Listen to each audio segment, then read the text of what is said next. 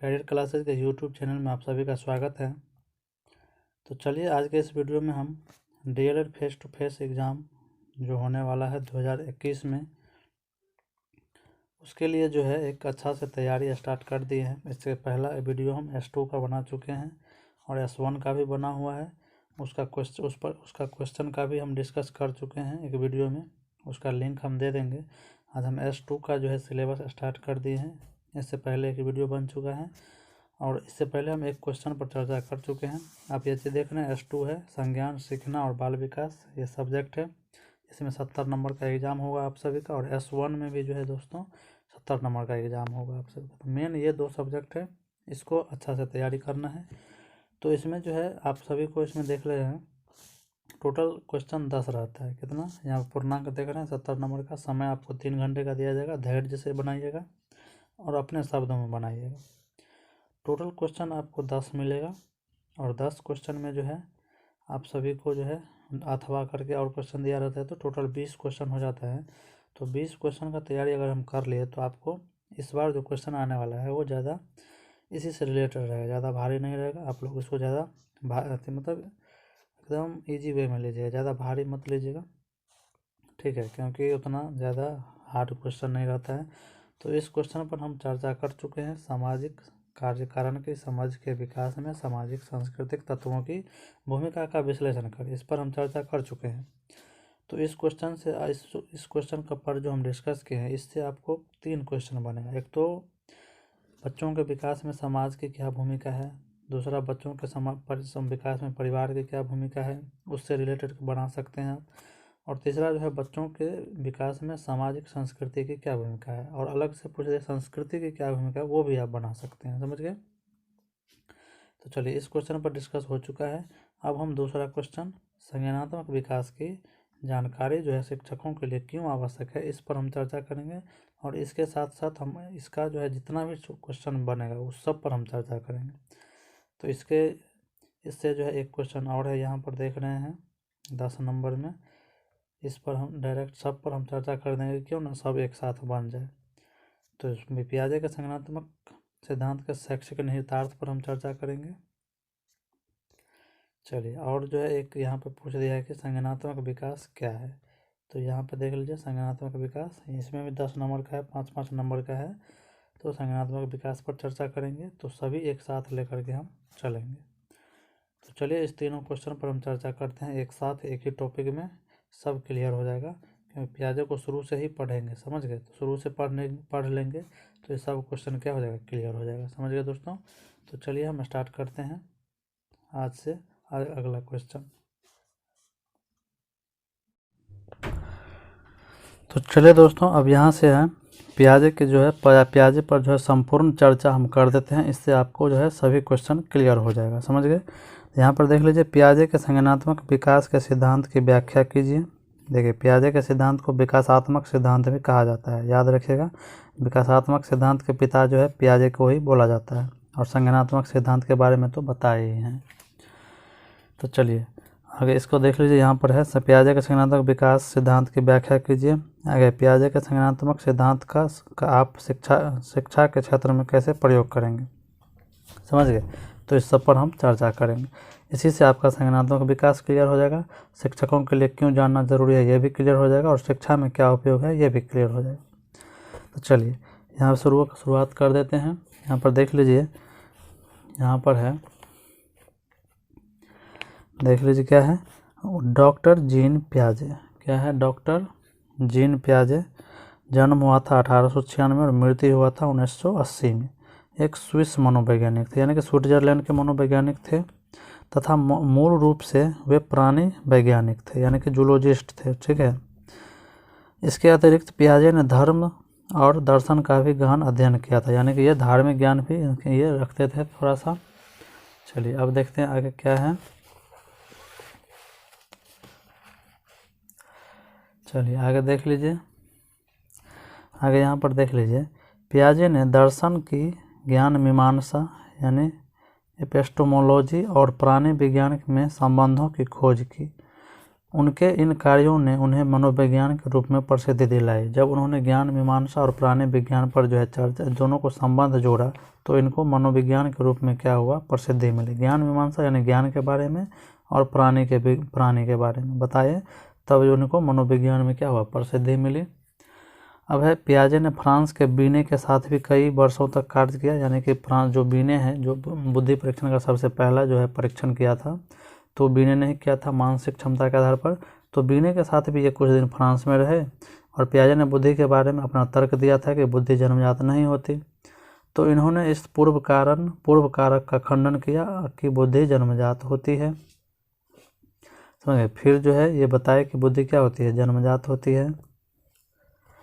चलिए, इनके अनुसार जैसे जैसे बच्चे की आयु बढ़ती जाती है, उनका कार्य क्षेत्र क्या होता है, बढ़ता जाता है। जिस तरह हमारा भी देखिए, हम छोटा थे तो थोड़ा कम कार्य करते थे, अब बड़ा हो गए तो कुछ ज़्यादा करते हैं। तो यही क्या होता है, जैसे जैसे बच्चा जब बड़ा होता है, आयु में बड़ा होता है, तो क्या होता है, उसका कार्य क्षेत्र जो है क्या होता है, बढ़ने लगता है। वैसे वैसे उसकी बुद्धि में भी क्या होता है, वृद्धि होता है, विकास होता है। इसके अनुसार ही प्रारंभ में बच्चा सरल संप्रत्यों को ग्रहण करता है, यानी शुरुआत में बच्चा हल्का चीज़ सीखता है, हल्का मतलब जो भी कंसेप्ट होता है, संप्रत्य होता है, उसको सीखता है। फिर जो है बड़े होने के साथ साथ वह कठिन से कठिन संप्रत्यों को भी सीखने लगता है। समझ गए। चलिए, अब देखिए, सीखने के लिए उपयुक्त वातावरण एवं क्रियाएं चाहिए। क्या है, सीखने के लिए उपयुक्त वातावरण एवं क्रियाएं चाहिए।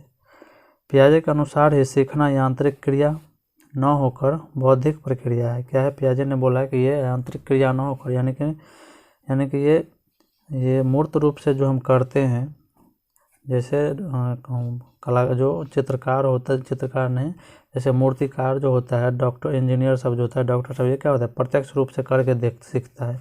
यानी कोई भी काम करता है तो प्रत्यक्ष रूप से करता है। यानी कि डॉक्टर अगर ऑपरेशन कर रहा है तो उसको प्रत्यक्ष रूप से करना पड़ता है, समझ गए, देख के।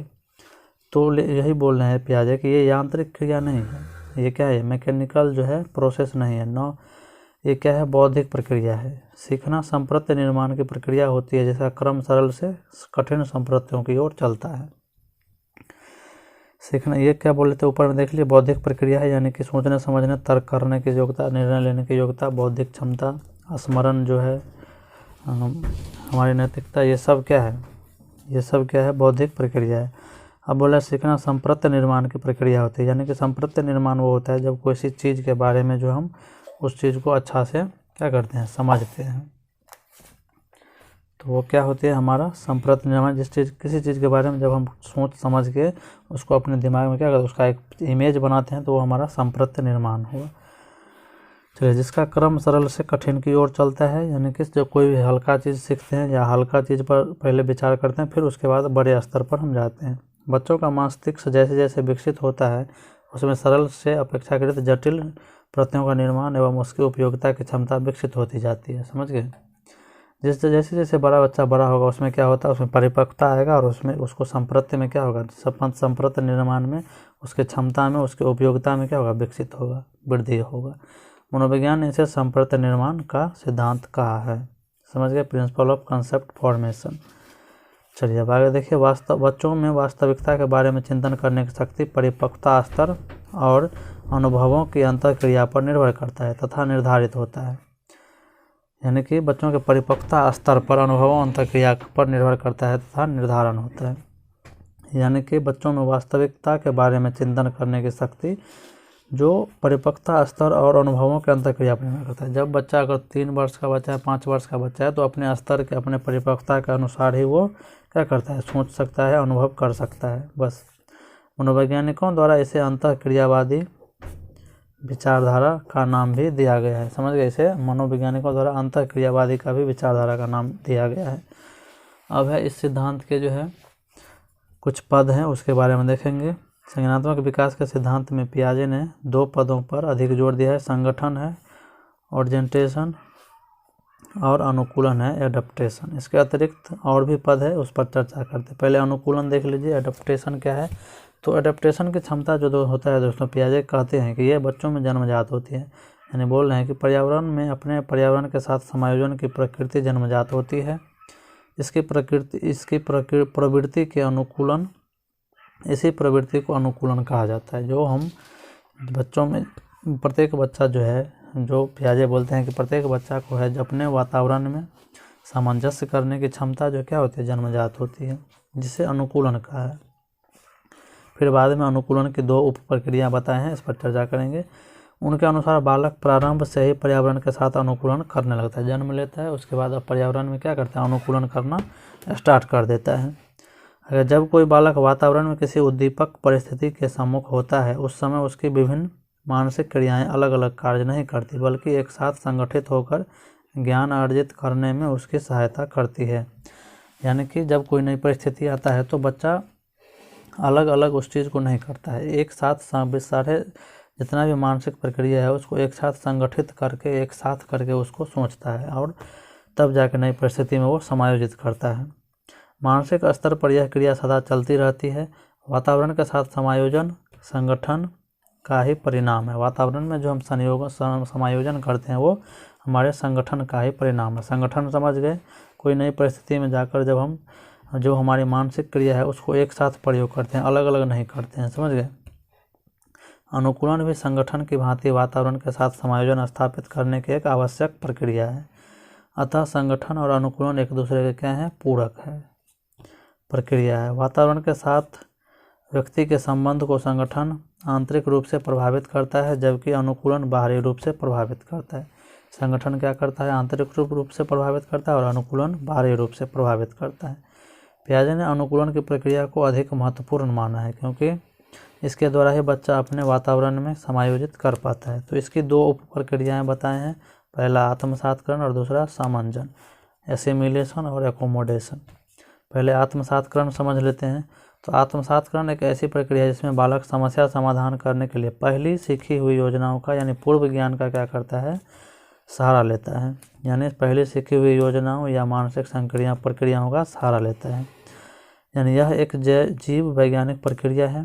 पियाजे के अनुसार जीव वैज्ञानिक दृष्टि से आत्मसातकरण व्यक्ति की विकसित अथवा विकासशील संरचनाओं में बाहरी तत्वों के समन्वित हो जाने की प्रक्रिया है। ये बोलते हैं कि यह एक जीव वैज्ञानिक प्रक्रिया है जिसमें आत्मसातकरण में क्या करता है, व्यक्ति विकासशील संरचनाओं में यानी कि एक नई परिस्थिति में बाहरी तत्वों के समन्वित हो जाने की प्रक्रिया, यानी कि विकासशील संरचनाओं में बाहरी तत्वों के समन्वित हो जाने की प्रक्रिया है। यानी कि ये एक वो नई परिस्थिति में क्या करता है, इनका कहना है कि बच्चे जो होता है आत्मसातकरण की प्रक्रिया में वो क्या करता है, नई परिस्थिति में क्या करता है, वो उसमें पूर्व ज्ञान का क्या करता है, उसका उपयोग करता है, पूर्व अनुभव का उपयोग करता है, समझ गए।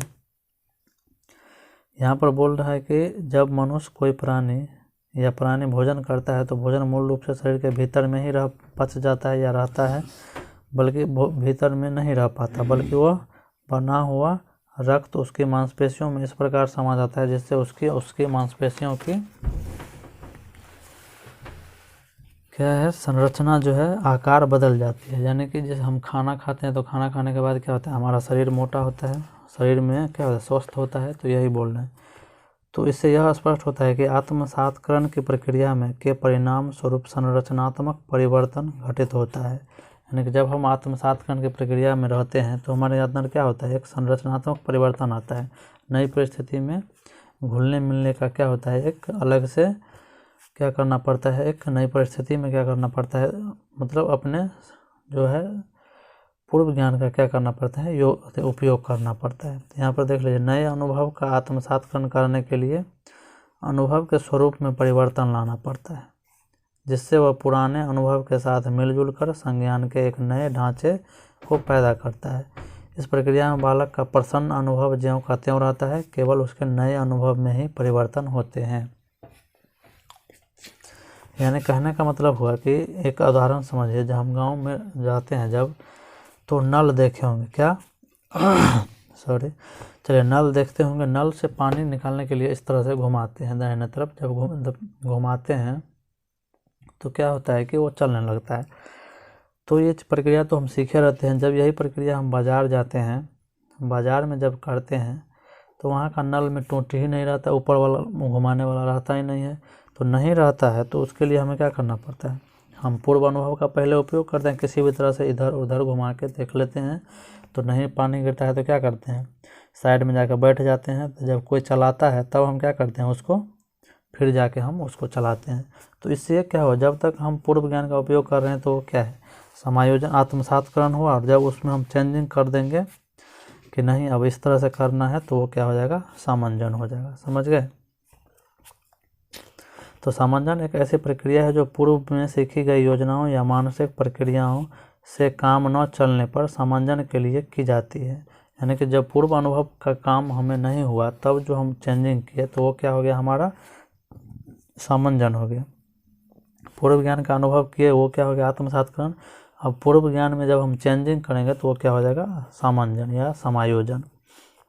बालक आत्मसातकरण और सामंजस्य की प्रक्रिया के बीच संतुलन कायम करता है। इस दोनों के बीच जब संतुलन कायम कर लेता है तो उस स्थिति को हम क्या कहते हैं, यहाँ पर देख ले, साम्यधारण कहते हैं। जब बच्चे के सामने कोई नई समस्या होती है तो उसमें संज्ञानात्मक असंतुलन उत्पन्न होता है, जिसे दूर करने के लिए वह आत्मसातकरण या सामंजन दोनों प्रक्रिया शुरू कर देता है। तो इसे हम क्या कहते हैं, साम्यधारण। समझ गए, याद रखिएगा। अर्थात आत्मसातकरण और सामंजन में संतुलन। यह साम्यधारण की प्रक्रिया बच्चों के पूर्व अनुभवों पर ही निर्भर नहीं करती, बल्कि उसकी शारीरिक परिपक्वता पर भी निर्भर करता है। यानी बोल रहा है कि बच्चा जब उसके लिए परिपक्व होगा तभी वो क्या करेगा, सामंजन कर पाएगा। अब है सामंजन को आत्मसातकरण की एक पूरक प्रक्रिया माना गया है। बालक अपने परिवेश के साथ समायोजित होने के लिए आत्मसातकरण और सामंजन दोनों ही प्रक्रियाओं की आवश्यकता अनुसार सहायता लेता है। समझ गए। अब है संरक्षण। इससे पियाजे का अभिप्राय है कि पर्यावरण में परिवर्तन तथा स्थिरता, इन दोनों को पहचानने और समझने की क्षमता तथा किसी वस्तु के स्वरूप में परिवर्तन को उस वस्तु के तत्व में परिवर्तन से अलग करने की क्षमता। यानी बोल रहा है पियाजे कि संरक्षण वो चीज़ होता है जब हम पर्यावरण में क्या करते हैं, परिवर्तन होता है हमारे पर्यावरण में, तो जो चेंजिंग होता है, जो उसमें परिवर्तन होता है किसी भी चीज़ में, नई परिस्थिति में, तो उसको समझने की योग्यता होनी चाहिए। अब जैसे हम बच्चों में ये पी लिख दिए और इसी को हम बी बना दिए, तो अब ये बच्चा संरक्षण का जो गुण उसमें होगा तो ये समझ जाएगा कि बी और पी कहाँ कहाँ गया। समझ गए। अगर जैसे कमल बना है तो अगर पूछेंगे पहले वाली आकृति कहाँ है तो वो बता देगा, अगर संरक्षण उसमें नहीं पाया जाएगा तो वो नहीं बता पाता है। समझ गए। चलिए अब देखिए संज्ञानात्मक संरचना। संज्ञानात्मक संरचना वो क्या, पियाजे के अनुसार संज्ञानात्मक संरचना यानी कि एक है बालक का एक मानसिक संगठन है। मानसिक संगठन, संज्ञानात्मक संरचना किसी भी काम को करने के लिए जो हम क्रिया करते हैं, अपनी जो स्मृति, चिंतन इत्यादि तर्क जो करते हैं, वो हमारी क्या है, संज्ञानात्मक संरचना हुआ। बस इसको यही समझिए। मानसिक संक्रिया यानी कि मेंटल ऑपरेशन। पियाजे के अनुसार मानसिक संक्रिया से अभिप्राय है बालक द्वारा समस्या समाधान के लिए किए जाने वाले चिंतन। बालक जब कोई समस्या समाधान करता है, उसके लिए जो चिंतन करता है, तो वो क्या हो जाता है, मानसिक संक्रिया। अब है स्कीम्स। ये मानसिक संक्रिया का अभिव्यक्ति रूप होता है। पियाजे ने व्यवहारों के संगठित स्वरूपों को स्कीम्स कहा है। यानी कि जो हमारा व्यवहार का एक संगठित पैटर्न है वो है क्या है, स्कीम। से हम सिंपल वे में समझाते हैं, हमारे व्यवहारों का एक संगठित पैटर्न जिसे हम दोहरा सकते हैं। जैसे यूनिफॉर्म पहनना, स्कूल जाते वक्त हम यूनिफॉर्म पहनते हैं, इसको हम दोहराते हैं। ब्रश करते हैं, दोहराते हैं। कंघी करते हैं, दोहराते हैं। तो ये क्या हुआ, हमारा स्कीम्स हुआ। अब है स्कीमा। स्कीमा वो हुआ इसी मानसिक संरचना जिसको हम क्या करते हैं, विभिन्न परिस्थिति में उसका हम सामान्यकरण कर सकते हैं। यानी कि हमारे दिमाग में बहुत सारा विचार है, हमारे संज्ञान में क्या है, बहुत सारा विचार है, उसमें स्कीमा भरा हुआ है, स्टोर हाउस है हमारा दिमाग। तो पक्षी का संप्रत्य अलग है, जानवर का संप्रत्य अलग है, आदमी का संप्रत्य अलग है, खाना का संप्रत्य अलग है, बहुत सारी चीज़ है जिसका संप्रत्य हमारे दिमाग में बना हुआ है। तो जिस परिस्थिति में जाते हैं उसके अनुसार हम सामान्यकरण करते हैं। तो ये क्या हुआ, हमारा स्कीमा हुआ। अब विकेंद्रण। विकेंद्रण हुआ किसी भी चीज़ के बारे में वस्तुनिष्ठ ढंग से सोचना, यानी कि अच्छे तरीक़ा से सोचना, ये क्या होता है, विकेंद्रण। और एक होता है केंद्रण। केंद्रण होता है जिस चीज़ के बारे, किसी चीज़ के बारे में हम एक ही तरीक़ा से सोचते हैं। तो चलिए अब हम पियाजे के अवस्था के बारे में पढ़ेंगे। समझ गए, इतना समझ गए। अब अवस्था के बारे में हम पढ़ते हैं।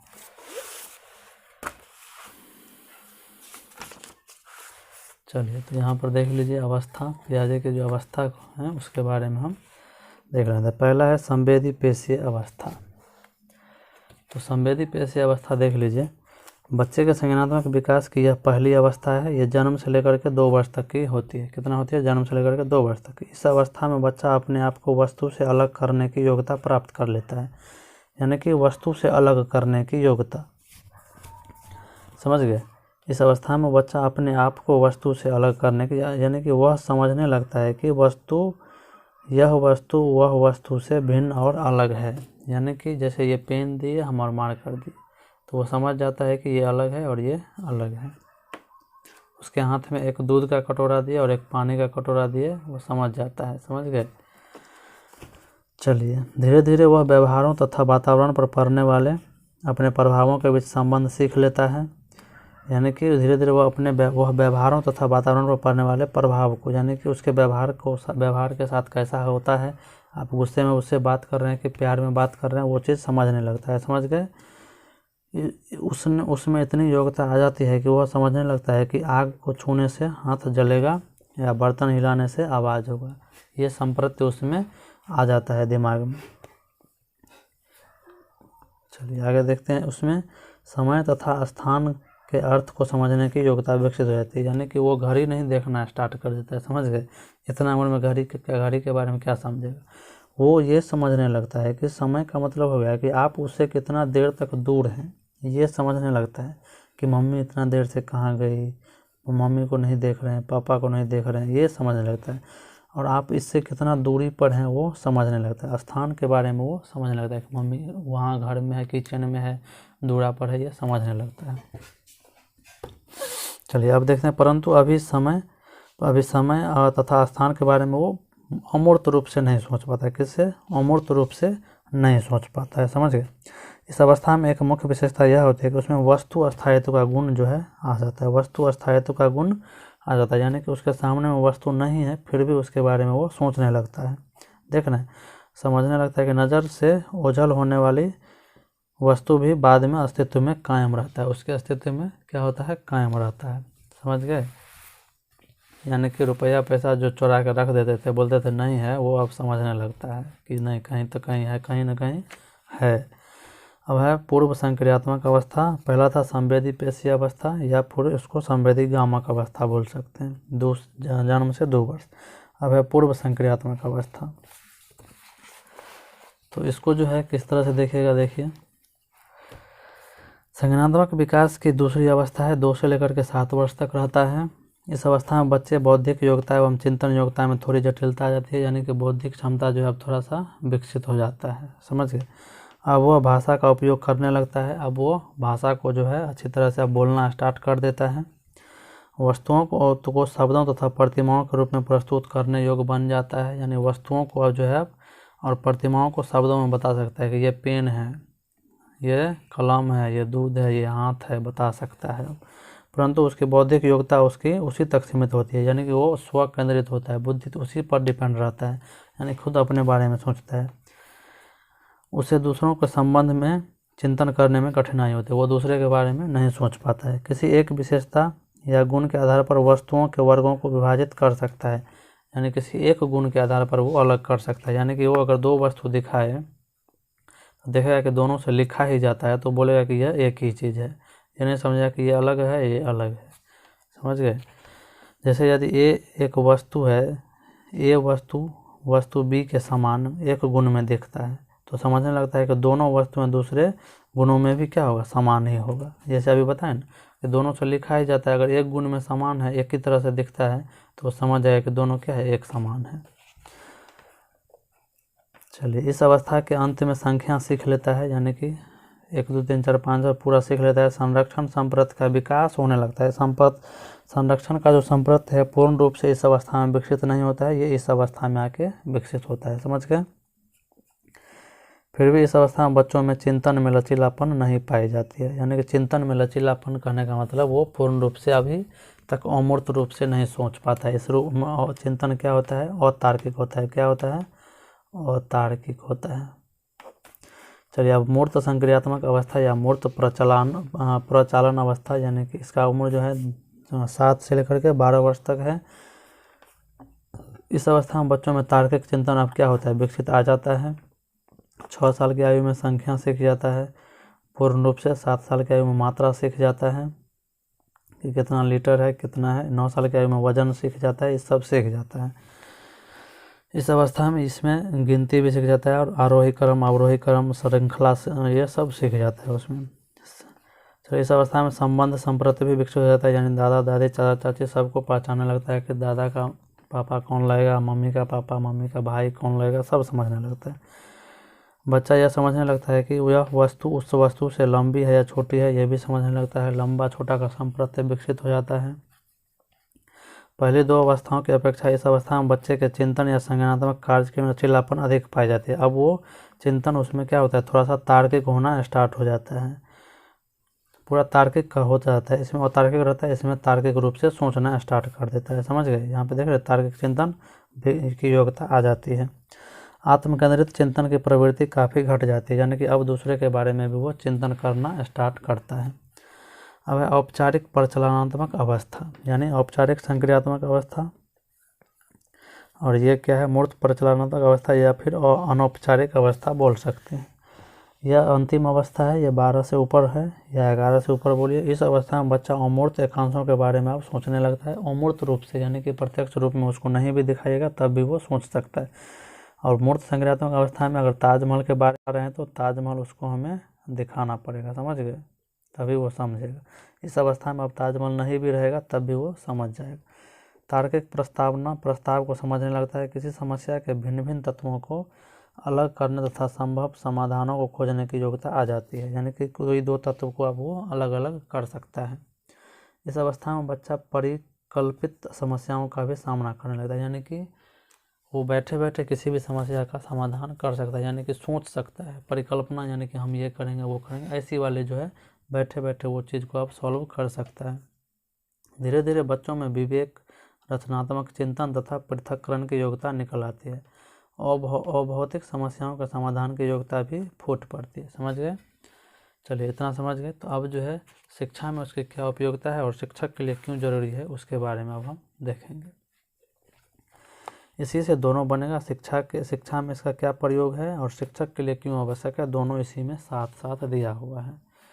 तो देख लीजिए, पियाजे ने शिक्षा के क्षेत्र में अनुकरण एवं खेल प्रक्रिया को महत्व दिया है, अतः शिक्षकों को अनुकरण एवं खेल विधि से शिक्षण कार्य कराना चाहिए। इसीलिए देख लीजिए, इसी से शिक्षक के लिए क्यों आवश्यक है, इसी से जुड़ा हुआ है। शिक्षक के लिए इसीलिए आवश्यक है कि क्योंकि इसको जानेगा, इस अवस्था के बारे में जानेगा, पियाजे के संज्ञानात्मक विकास के बारे में जानेगा, तब वो इसको क्या करेगा, अनुकरण के माध्यम से सिखाएगा, खेल के माध्यम से सिखाएगा, उसको अच्छा विधि अपना के सिखाएगा, किस अवस्था में कैसा उसका चिंतन है उस तरह से सिखाएगा। समझ गए। चलिए, पियाजे के सिद्धांत के अनुसार सीखने में प्रगति न करने वाले छात्रों को क्या दंड नहीं देना चाहिए। इसे ये अगर नहीं जानता शिक्षक तो क्या होता, उसको दंड देता। इसीलिए ये शिक्षकों के लिए भी आवश्यक है। समझ गए आप, उस शिक्षक के लिए क्यों आवश्यक है संज्ञानात्मक विकास, तो उसमें आप ये लिख सकते हैं, ये सब लिख सकते हैं।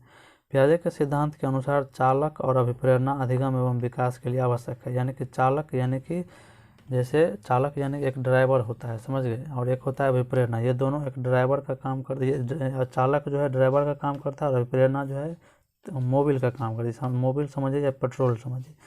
जिस तरह से गाड़ी के लिए चालक और अभिप्रेरणा जरूरी है, उसी तरह बच्चों के लिए भी जो है, जिस तरह गाड़ी के लिए चालक और तेल जरूरी है, उसी तरह बच्चों के लिए भी चालक यानी कि एक लक्ष्य और जो है, और एक जो है अभिप्रेरणा चाहिए, यानी कि अभिप्रेरित जब तक बच्चा नहीं होगा तब तक वो नहीं सीख पाएगा। समझ गए।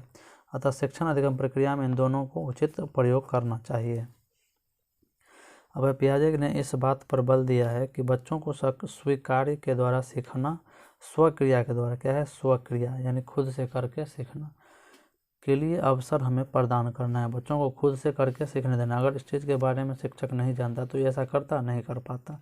तो ये चीज़ के लिए जानना जरूरी है कि बच्चों को हमें खुद से करने सीखने देना चाहिए। बच्चा सक्रिय रूप से सीखता है। पियाजे बोले हैं कि बच्चा क्या है, एक नन्हा वैज्ञानिक है, उसे हमें खुद से करने देना चाहिए। अब यह सिद्धांत स्पष्ट करता है कि 11 से 12 वर्ष की आयु पूरी करते करते बच्चा समस्या समाधान की क्षमता विकसित होने लगती है।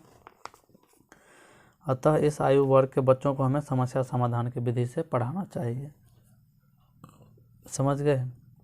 तो ये शिक्षक के लिए जानना जरूरी है। पियाजे ने बुद्धि का मान उसके व्यवहारिक उपयोग की क्षमता के रूप में किया है, यानी बुद्धि का जो है, बुद्धि के बारे में बोला है कि बुद्धि क्या है, हमारे हम बुद्धि के द्वारा हम अपने व्यवहारिक जीवन में बुद्धि का उपयोग करते हैं, अतः बुद्धि परीक्षणों के निर्माण में व्यवहारिक रूप का प्रयोग करना चाहिए, यानी व्यवहार से जोड़ करके हमें बुद्धि का परीक्षण करना चाहिए। पियाजे ने बच्चों के संज्ञानात्मक विकास को विधि श्रेणियों में विभाजित किया है। किसी भी आयु के बच्चों के लिए पाठ्यक्रम का निर्धारण उसके संज्ञानात्मक विकास एवं प्रत्यय निर्माण के आधार पर ही करना चाहिए, यानी कि किस अवस्था में बच्चा का तार्किक चिंतन कैसा है, उसकी क्षमता क्या है, उसकी योग्यता क्या है, उसके आधार पर हमें पाठ्यक्रम बनाना चाहिए। न कि अगर 5 क्लास का बच्चा है और 8 क्लास का सिलेबस बना दिया, ऐसा नहीं है। यह शिक्षक के लिए ज़रूरी है। इस सिद्धांत के अनुसार सीखना बालकों के स्वयं और उसके पर्यावरण के से अंतःक्रिया का परिणाम होता है। समझ गए? इसमें बच्चा स्वयं करके सीखता है, खुद से सक्रिय रूप से पर्यावरण में सीखता है। लेकिन जब वाइगोत्स्की पर जाते हैं तो वाइगोत्स्की कहते हैं कि बच्चा जो है अपने समाज में जो है अंतःक्रिया करके सीखता है। अतः शिक्षकों एवं अभिभावकों को बालक के लिए उचित एवं प्रेरणादायक पर्यावरण का निर्माण करना चाहिए। शिक्षक अगर नहीं जानेगा इस चीज़ के बारे में तो बच्चा के लिए अच्छा परिवेश, अच्छा माहौल तैयार नहीं कर पाएगा, गार्जियन अच्छा माहौल नहीं तैयार कर पाएगा। इसीलिए जैसा पर्यावरण हम देंगे उसी तरह से बच्चा का विकास होगा, इसीलिए अच्छा वातावरण हमें देना है। चलिए, इस सिद्धांत के अनुसार अध्यापक एवं अभिभावक बच्चों की तर्क एवं विचार करने की शक्ति की प्रवृत्ति को उसकी भिन्न भिन्न अवस्थाओं में समझ एवं पहचान सकते हैं। कहने का मतलब है शिक्षक जो है इस चीज़ के बारे में जान पाएगा, अभिभावक भी जान पाएगा कि संवेदी पेशी अवस्था में बच्चा क्या सोचता है, पूर्व संज्ञानात्मक अवस्था में बच्चा क्या सोचता है और भौतिक अवस्था में क्या क्या सोचता है, उसके बारे में जान पाएगा। पियाजे के सिद्धांत के अनुसार बच्चों को पढ़ना सिखाने के लिए ऐसे अनुभव एवं अधिगम सामग्री प्रस्तुत करनी चाहिए जिसे वो आत्मसात कर सके। कहने का मतलब है कि हमें ऐसी विधि अपनानी चाहिए, ऐसी अधिगम सामग्री लानी चाहिए जो बच्चों को अधिगम को सुगम और रुचिकर बना सके, प्रेरणादायक बना सके। तो चलिए, इस चैप्टर से आपको संज्ञानात्मक विकास से जुड़ी जो है सभी क्वेश्चन बन जाएंगे। अब जो है संज्ञानात्मक विकास, ब्रूनर का जो संज्ञानात्मक विकास है उस पर हम चर्चा करेंगे अगले वीडियो में। तो चलिए, इस वीडियो में इतना ही। वीडियो अच्छा लगे तो लाइक, सब्सक्राइब और शेयर जरूर करें। तो दोस्तों, इससे जो है 100% क्वेश्चन आने वाला है, आप इसको बहुत ही अच्छे से पढ़िएगा। इससे संज्ञानात्मक विकास से जुड़े जितना भी क्वेश्चन है वो बन जाएगा आपको। अब है ब्रूनर का, हम जो है ब्रूनर के संज्ञानात्मक विकास पर अब हम चर्चा करें। चलिए, धन्यवाद।